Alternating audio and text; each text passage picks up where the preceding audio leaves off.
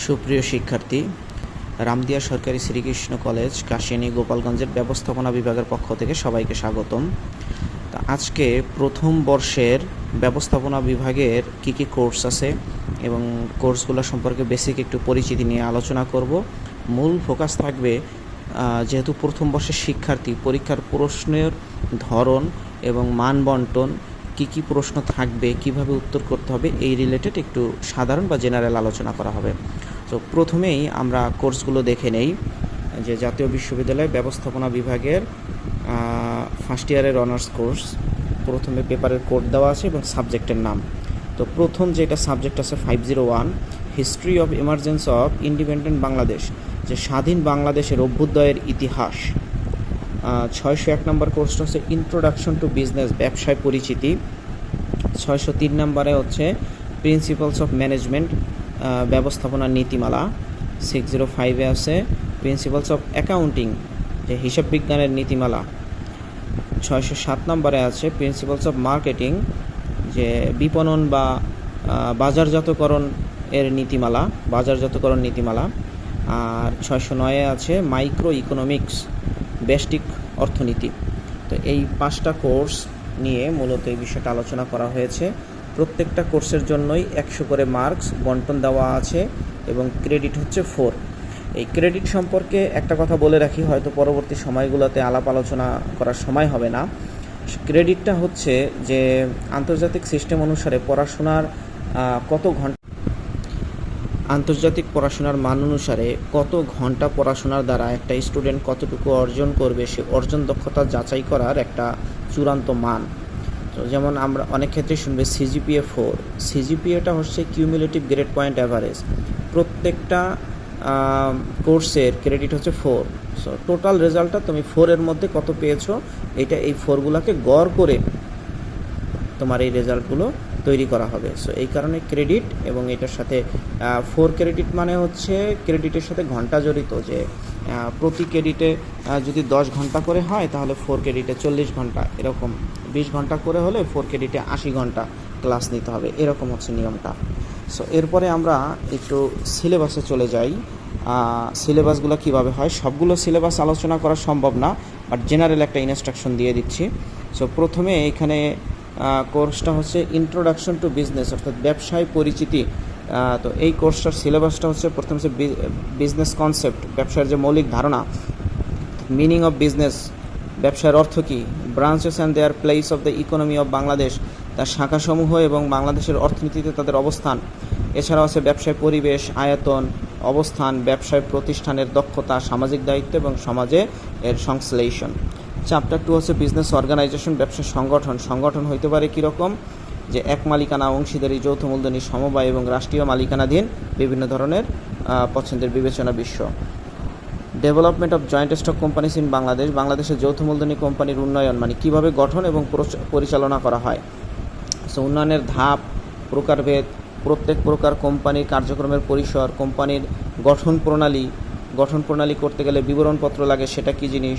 Share holder যারা হয় তাদের অধিকার ও বাধ্যবাধকতা।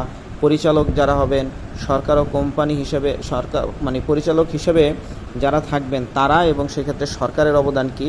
আর কোম্পানির বিলোপ সাধন, এই কোম্পানিকে যদি আমরা যেভাবে গঠন করেছি ওভাবে বাদ দিয়ে দিতে চাই তাহলে কি হবে। এরপরে আসতেছে কোঅপারেটিভ সোসাইটিস ইন বাংলাদেশ, বাংলাদেশের সমবায় সমিতিসমূহ কীভাবে এর উন্নয়ন হলো, প্রকারভেদ কী, প্রত্যেক প্রকার সমবায় সমিতির গঠন প্রণালী, সমস্যাবলী, সমস্যা সমাধানের পদ্ধতি। Institutions for promotion of business, ব্যবসার উন্নয়নে সহায়ক প্রতিষ্ঠান কারা আছে, সরকারি প্রতিষ্ঠান কারা, সহায়ক কার্যাবলী কী, শিল্প ও বণিক সভা, ব্যবসায় সমিতি, শেয়ার বাজার, এই বিষয়গুলো কী। এছাড়াও সর্বশেষ অধ্যায় আছে ট্রেড প্র্যাকটিসেস ইন বাংলাদেশ, বাংলাদেশে বাণিজ্যের প্রথা, বাণিজ্যের নীতি কী, আমদানি রপ্তানি প্রণালীগুলো কী, পদ্ধতি কী, আনুষ্ঠানিকতা কী, সমস্যা কী, সমাধানের উপায় কী। এই পড়াশোনা করার জন্য স্টিভেন জে স্কিনারের একটা ইংলিশ ভার্সন বই দেওয়া আছে, Straub and Attner introduction to business, তার বইয়ের নাম দেওয়া আছে। এছাড়াও বাজারে প্রচলিত বাংলাদেশি লেখকদের লেখা অনেক বইও আছে, যেগুলোর নাম হয়তো এখানে দেওয়া হয় নাই। তো এই সিলেবাসটা বলার মূল উদ্দেশ্য কী, বলার মূল উদ্দেশ্যটা হচ্ছে যে একটা সিলেবাস, আমরা যে কি কি টপিক পড়বো সেই টপিক নির্ভর করতেছে আমার সিলেবাসের উপর, আবার প্রশ্ন হবে সিলেবাস থেকে। এই জন্য একটা বইতে যত কিছুই থাকুক, একটা স্টুডেন্ট হিসেবে তোমাদের উদ্দেশ্য হবে সিলেবাস কমপ্লিট করা। আমি অ্যাকাউন্টিংয়ের সিলেবাস আর বিস্তারিততে যাব না, বাট একইভাবে অ্যাকাউন্টিংয়েরও সিলেবাস আছে।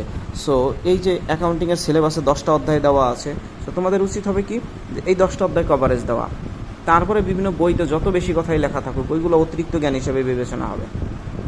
আচ্ছা, তাহলে সিলেবাস অ্যানালাইসিসের বেসিক প্যাটার্নটা গেল, যে জাতীয় বিশ্ববিদ্যালয় কর্তৃক প্রদত্ত যে সিলেবাস আছে আমাদেরকে সেই সিলেবাসটা ফলো করে পড়াশোনা করতে হবে। এবার লাস্ট পার্টে চলে আসি, আমাদের প্রশ্নের প্রণালী কীরকম হবে। যেমন এইটা জাতীয় বিশ্ববিদ্যালয়ে প্রথম বর্ষ 2020, কিন্তু পরীক্ষা অনুষ্ঠিত হয়েছে 2021 সালে। তো ব্যবস্থাপনা বিভাগের একটা প্রশ্নের পরীক্ষার জন্য সময় 4 ঘন্টা এবং মান হবে 80, আর বাকি 20 মার্কস বিভাগের হাতে। তোমরা বিভাগে যে ক্লাস করো, ইনকোর্স দাও, আর অন্যান্য অ্যাক্টিভিটিসগুলো করো, সেই অ্যাক্টিভিটিসের সমন্বয়ে ওই 20 মার্কস প্রদান করা হয়। এবারে প্রশ্নের প্যাটার্নটা বলি। এখানে ক বিভাগ, খ বিভাগ এবং গ বিভাগ নামে আলাদা আলাদা বিভাগ থাকবে। ক বিভাগের কাজ কি? এটাকে আমরা 1 মার্কসের ছোট প্রশ্ন বলি।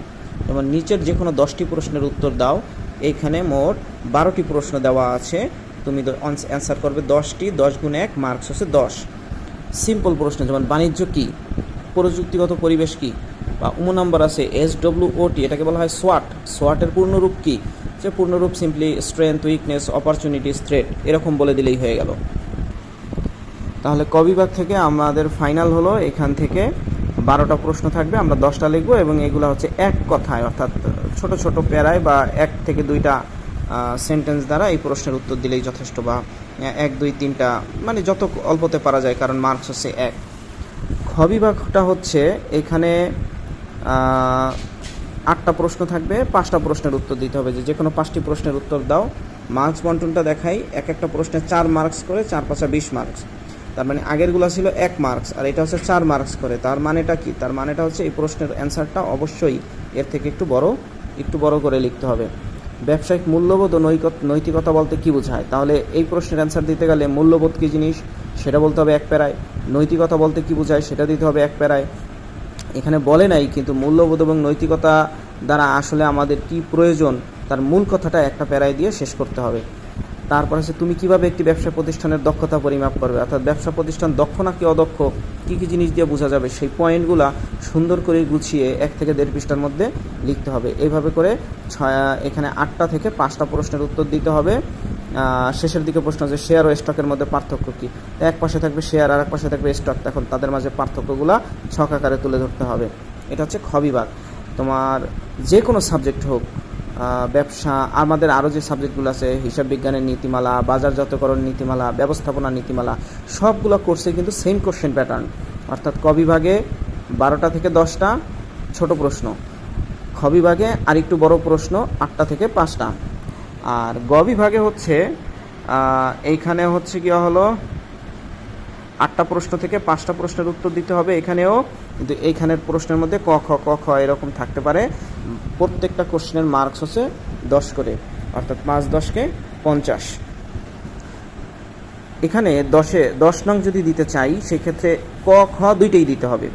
আমি চাইলে 11 নং না দিয়ে 12 নংয়ে যেতে পারবো, কিন্তু যখনই আমি 10 নংয়ে থাকবো ক খ দিতেই হবে। 11 দিব না, কোনো অসুবিধা নেই, 12তে যাব, 12তে গেলে ক খ দুইটাই দিতে হবে, অর্থাৎ যেই নংয়ে যাই তার ক খ অবশ্যই দিতে হবে। এই গ বিভাগের যে প্রশ্নগুলো আছে, কতে আছে ব্যবসার কার্যাবলী বর্ণনা করুন, পেশা হিসাবে ব্যবসার গুরুত্ব আলোচনা করুন। এখন ব্যবসার কার্যাবলী বর্ণনা ক নাম্বার, প্রথমে যখন এটা দিব, এটার বর্ণনা যেহেতু 10 মার্কস, তার মানে হচ্ছে একটায় 5 মার্কস করে।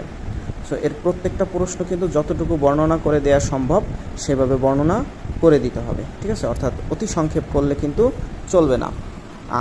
আর একটা এখানে হিসেব নিকাশ আমি বলতেছি, 4 ঘন্টা পরীক্ষার সময়, 4 ঘন্টায় হচ্ছে 240 মিনিট, মার্কস হচ্ছে 80, তাহলে 240 মিনিটে 80 মার্কস, তার মানে হচ্ছে 1 মার্কসের জন্য 240 ভাগ 8 3 মিনিট করে সময়। অর্থাৎ এই যে ক বিভাগের 1 মার্কসের আনসার করবে 3 মিনিট করে সময় পাবে, 3 10 30 মিনিটে ক বিভাগ শেষ করতে হবে। খ বিভাগে প্রত্যেকটা প্রশ্নে মার্কস 4, তা 3 মিনিট করে হলে 3 4 12 মিনিট সময়। 12 মিনিট করে সময় প্রত্যেকটা প্রশ্ন। সো এইভাবে করে 5 12 60, 1 ঘন্টার মধ্যে এই প্রশ্ন শেষ করতে হবে। এই গেল 1.5 ঘন্টা, আর বাকি 2.5 ঘন্টায় আমাদের এই 5টা প্রশ্নের উত্তর দিতে হবে। প্রত্যেকটা প্রশ্নের মার্কস 10, 10 গুণ 3 মানে 30, অর্থাৎ 30 মিনিটের মধ্যে ব্যবসার কার্যাবলী লিখতে হবে 15 মিনিটে, পেশা হিসাবে ব্যবসার গুরুত্ব আলোচনা করো এটা লিখতে হবে 15 মিনিটে। এই যে যতগুলো ক খ আছে, প্রথম প্রশ্নটা 15 মিনিট, দ্বিতীয় প্রশ্নটা 15 মিনিট, এইভাবে করে 30 মিনিটের হিসেব করে যদি লেখো তাহলে পুরো 4 ঘন্টায় পরীক্ষাটা শেষ হয়ে যাবে। আর এই যে ফরম্যাটটা, ক বিভাগে ছোট প্রশ্ন, খ বিভাগে মাঝারি প্রশ্ন, আর গ বিভাগে বড় প্রশ্ন, এই সেম ফরম্যাট কিন্তু হিসাব বিজ্ঞান, তারপরে হচ্ছে গিয়া হলো principles of marketing, principles of management, এভাবে করে যে 6টা কোর্স আছে, ইনফ্যাক্ট তোমাদের অনার্স লাইফের সবগুলা কোর্স এই সেম ফরম্যাটে অ্যান্সার করতে হবে। তো আজকে আমরা অনার্স প্রথম বর্ষের সাবজেক্ট পরিচিতি, ক্রেডিট পরিচিতি এবং একটা সাবজেক্টের সিলেবাস অ্যানালাইসিসের দ্বারা বোঝা গেল যে সবগুলা সাবজেক্টেরই একই রকম সিলেবাস থাকবে। সিলেবাস পরিচিতি এবং প্রশ্নপত্র এবং প্রশ্নের মান বন্টন, ক বিভাগ, খ বিভাগ, গ বিভাগ, এবং প্রত্যেক বিভাগে কীরকম ছোট ছোট প্রশ্ন হয়, মাঝারি প্রশ্ন হয়, বড় প্রশ্ন হয়, তার সময় বন্টন, কত মিনিটের মধ্যে সেই প্রশ্নের উত্তরগুলো দিতে হবে, ইন জেনারেল এই আলোচনাগুলো আমরা বুঝতে পারলাম। সো সবাইকে ব্যবস্থাপনা বিভাগের পক্ষ থেকে অসংখ্য ধন্যবাদ। তোমরা নিয়মিত ক্লাসের দ্বারা যথাযথ প্রস্তুতি গ্রহণের মাধ্যমেই নিজেরা উপযুক্ত নাগরিক হিসেবে গড়ে উঠবে। ধন্যবাদ সবাইকে।